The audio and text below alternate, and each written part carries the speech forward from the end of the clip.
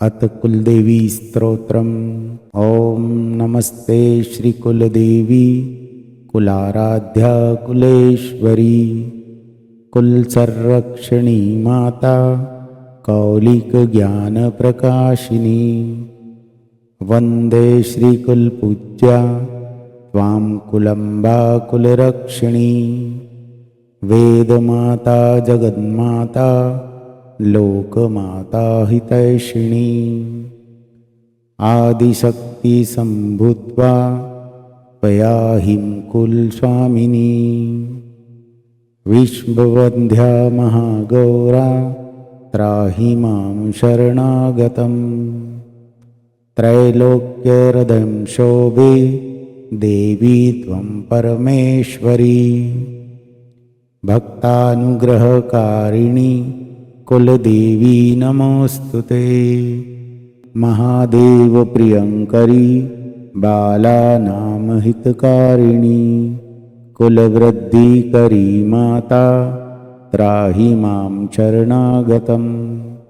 चिदग्निमण्डलसम्भूता राज्यवैभवकारिणी। प्रकटितां सुरेशानी वन्दे त्वां कुलगौरवम्। त्वदीयकुले जातं मामेव शरणं गतं। त्वत्वत्सलोह आद्ये त्वं रक्ष रक्षाधुना।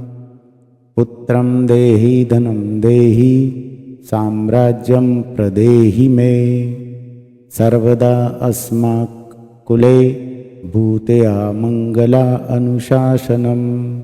कुलाष्टकम् इदं पुण्यं नित्यं यः सुकृती पठेत् तस्य वृद्धि कुले जातः प्रसन्ना कुलेश्वरी।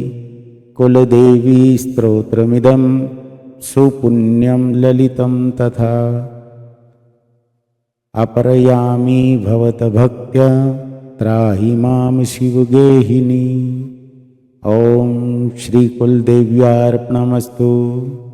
ॐ श्रीकुलदेव्यार्पणमस्तु। ॐ श्रीकुलदेवी अर्पणमस्तु। इति श्रीकुलदेवी स्तोत्र समाप्त।